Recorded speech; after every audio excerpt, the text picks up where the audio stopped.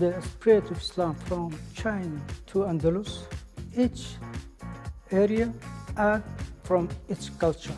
So we find the Arabic calligraphy in ceramics, coins, we find it in mosques, we find it in textiles.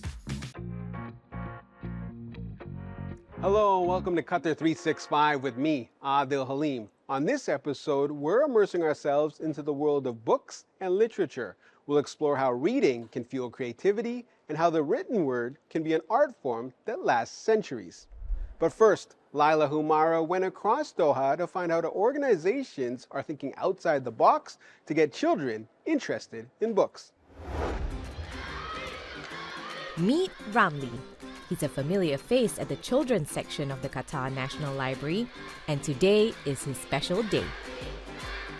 Ramli has been officially inaugurated as the QNL's mascot, and the kids are thrilled.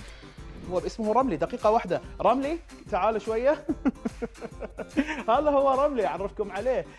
رملي باختصار شديد هو ثعلب الصحراوي ودود جدا. لا تخافون مو الثعالب الأخرى اللي تعض ولا شيء. هذا ثعلب ودود جدا ورائع ويحب الأطفال جدا. Inspired by the Arabian desert fox, the library hopes to instill the same sense of inquisitiveness and adventurous nature as the animal to children all around Qatar. رملي بالنسبة لنا نحن مكتبة قطر الوطنية يرمز إلى حب المكتبة، إلى شغف القراءة.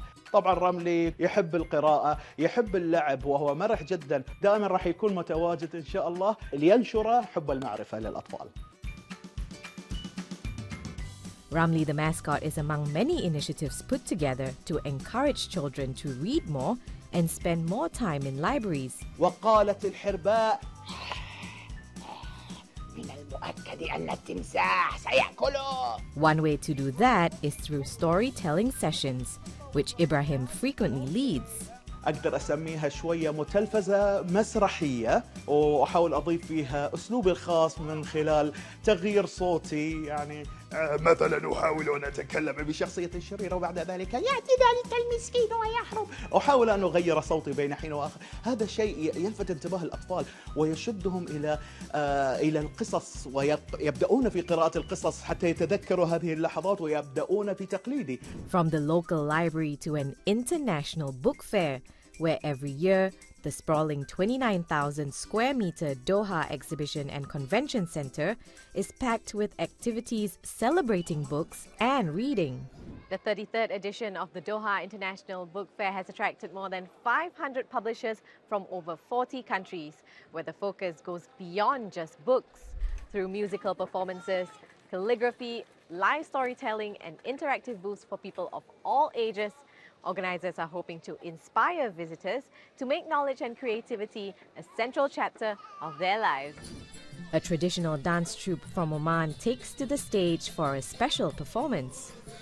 As this year's guest of honor country, they get to put on a show for visitors and give them a taste of Omani hospitality. هذا فخر واعتزاز لنا وتعزيزا للتعاون المتبادل بين البلدين الشقيقين.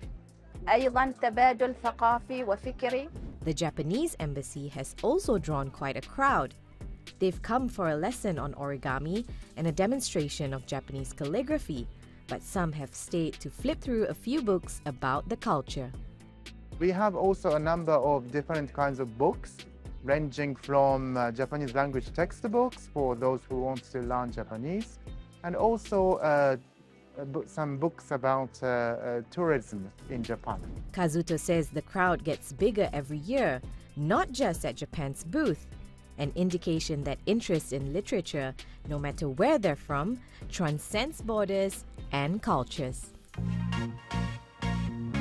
As literature and education go hand in hand, Liwan Design Studios has a permanent exhibition celebrating the life of Qatar's pioneering educator, Amna Mahmoud Al-Jaida. Honor the past to celebrate the future, Qatar's educational vision pays tribute to the founder and first principal of Qatar's inaugural girls' school.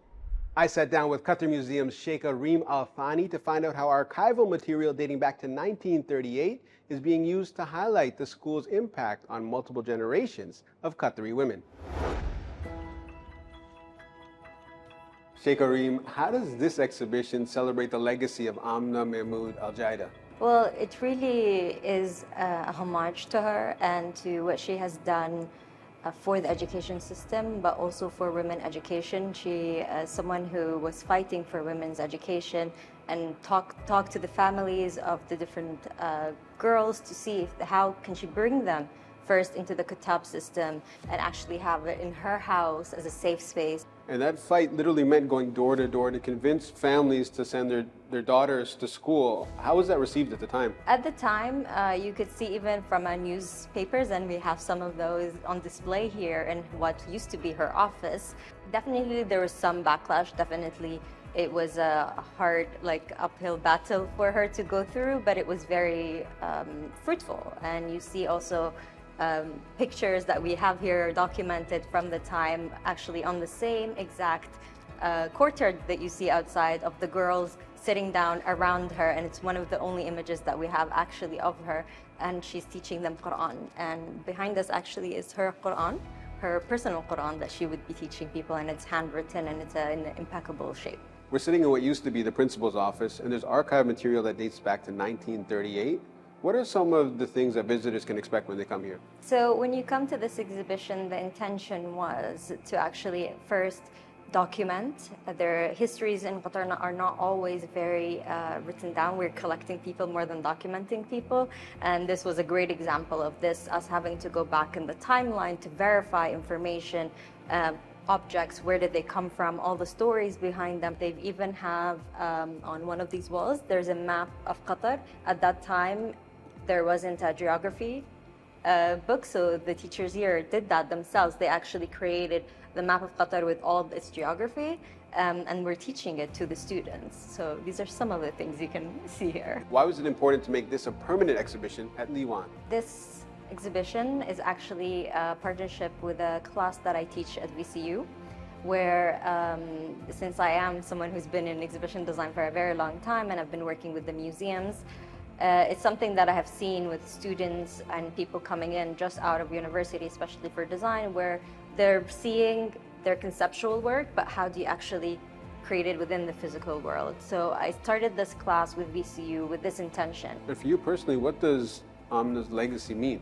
Well, I do believe if she hadn't had that fight to actually have girls, have a safe space for girls to go into education, we wouldn't be here.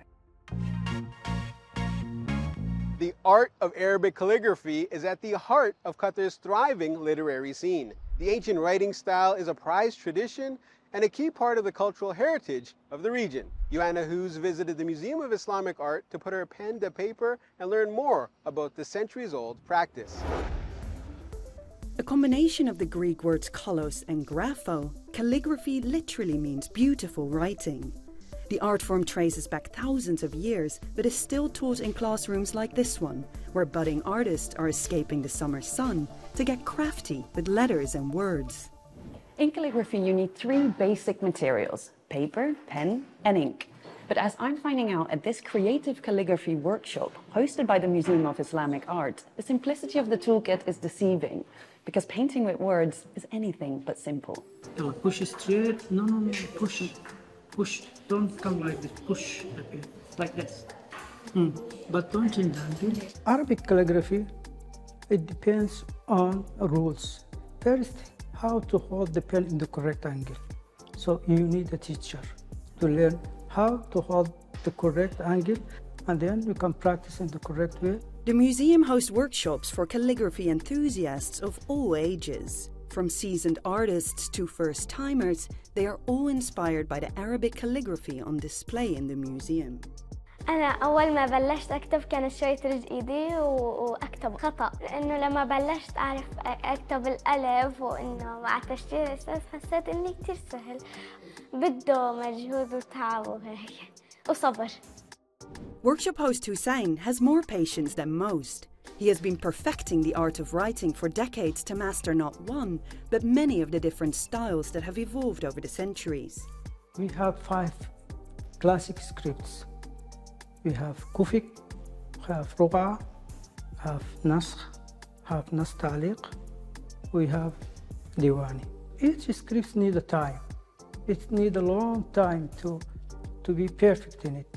The spread of Islam from China to Andalus, each area add from its culture.